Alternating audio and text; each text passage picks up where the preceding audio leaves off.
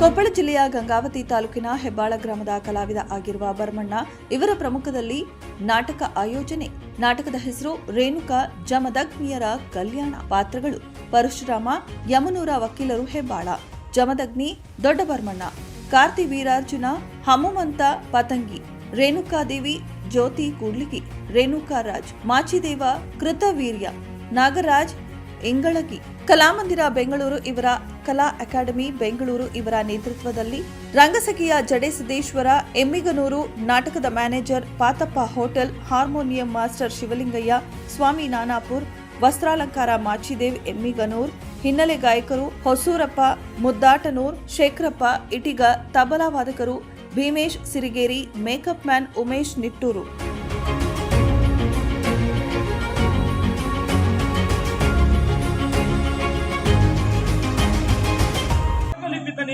ನಿನ್ನಾಜ್ಞೆಯನ್ನು ಪಾಲಿಸುತ್ತಿದ್ದಾನೆ ಸದ್ಭಕ್ತಿ ಸಾಧಕನೇ. ಮಾತೆ ಸಿದ್ಧಳಾಗು.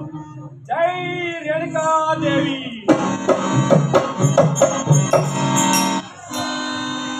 ನಿನ್ನಾಜ್ಞೆಯನ್ನು ನೆರವೇರಿಸಿ ಬಂದೆ. ಮೆಚ್ಚಿದ ಮಗನೇ ನಿನ್ನ ಪಿತೃವಾತ್ಸಲ್ಯಕ್ಕೆ ಕೇಳು ಮಗನೇ, ನಿನಗೆ ಯಾವ ವರ ಬೇಕು? ನಿಮಗೆ ತೃಪ್ತಿ ಆಯ್ತು ಪಿತನೇ. ಕೇಳುತ್ತಾನೆ ನಿನ್ನ ಮನದಿಚ್ಛೆಯನ್ನು ಬೇಗನೆ. ಹಾಗಾದರೆ ಪ್ರತಿಜ್ಞೆ ಮಾಡುವಿರಾ? ನಾನು ಕೇಳುವ ವರಗಳನ್ನು ಕೊನೆಯೆಂದು. ತನಯನೇ ಜನಕ, ಕೊಟ್ಟ ಮಾತು ತಪ್ಪಲ್ಲ, ಎಂದಿಗೂ ತಪ್ಪುವವನದಾಗಿ ಯೋಗಿ ಕುಲತಿಲಕ ಜಮದಗ್ನಿ ಎಂಬ ಮುನಿವರ ಜನಕ ಪುತ್ರನೇ, ಮರಳಿ ಎನ್ನ ತಾಯಿಗೆ ಜೀವದಾನ ಮಾಡಬೇಕು.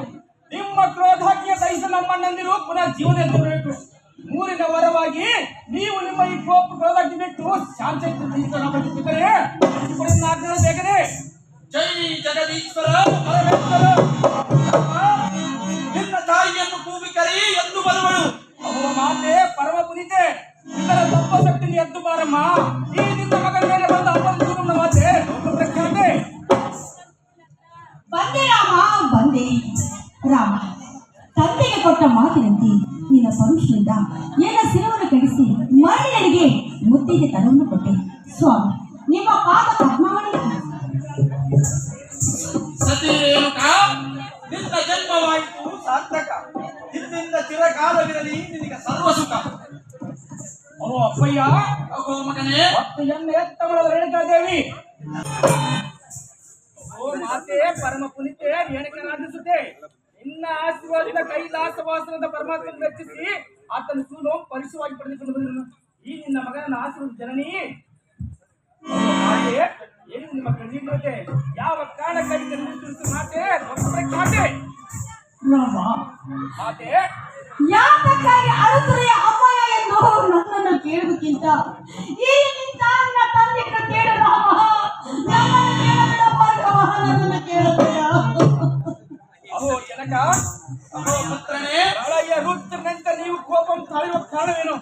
ನಿಮಗೆ ಎದುರಾದ ಅವರು ಯಾರು ಎನ್ನ ಮುಂದೆ ಹೇಳು.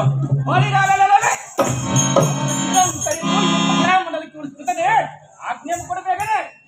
ರಾಮ, ಎನ್ನಾಜ್ಞೆಯನ್ನು ಪಾಲಿಸಬೇಕಾದರೆ ದೃಢ ಮನಸ್ಸಿರಬೇಕು.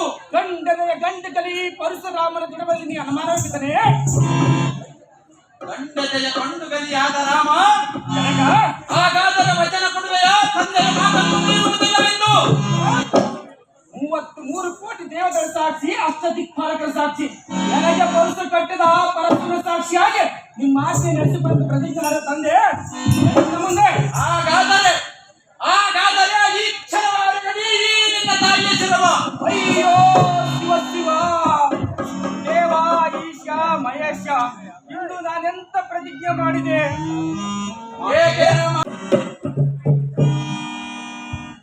ಅಯ್ಯೋ ಶಿವ ಶಿವ, ನನ್ನ ಪತಿದೇವರು ರೇಣುಕೆಯನ್ನು 3 ಸಲ ಕೂದೊಳಗಾಗಿ ನನ್ನ ಪೂಜೆಗೆ ಜಲವನ್ನು ತರಬೇಕೆಂದು ಹೇಳಿದರು. ಹೇಳಿದ್ರೆ ಸಿಂಹಿಯಾದ ಆದಿಶೇಷನು ಹೋಯಿತಲೋ ಮಾಯುವುದನ್ನು ತುಂಬಿದ ಕೊಡ ಹೊಡೆದು ಬಂತು. ನನ್ನ ಪತಿದೇವರು ಕೇಳಿದ್ರೆ ಏನೆಂದು ಹೇಳಲಿ? ಆದರೆ ಅವರ ಪಾದಗಳ ಮೇಲೆ ಬಿದ್ದು ಬೇಡಿಕೊಳ್ಳಲು ಸ್ವಾಮಿ.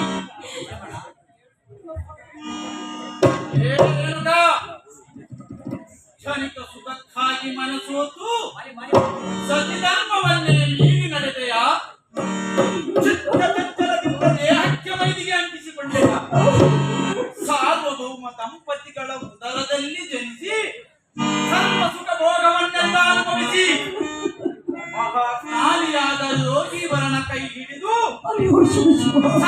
ಶಿರೋಮಣಿ ಎಂದೆನಿಸಿ 3 ಮಕ್ಕಳ ತಾಯಿಯಾಗಿ ಮುಪ್ಪಿನ ಸಮಯದಲ್ಲಿ ಮಧ್ಯದ ಕನಕದ ಮೇಲೆ ಹತ್ತುತ್ತವೆ. ಮತ್ತೆಂದೂ ಅವುಗಳ ಮೇಲೆ ಆಸೆ ಪಡುವುದಿಲ್ಲವೆಂದು ಸ್ವಾಮಿ ಪ್ರಮಾಣ ಮಾಡಿ ಮತ್ಯ ಮೋಹ ಮಮಕಾರಕ್ಕೆ ಬಲಿಯಾಗಿನ ಮೂರ್ಖಳೇ, ಮಾಡದಿರು ಎನ್ನ ಕೂಡಲಗಳೇ. ನೋಡಿದ ಮಾತ್ರಕ್ಕೆ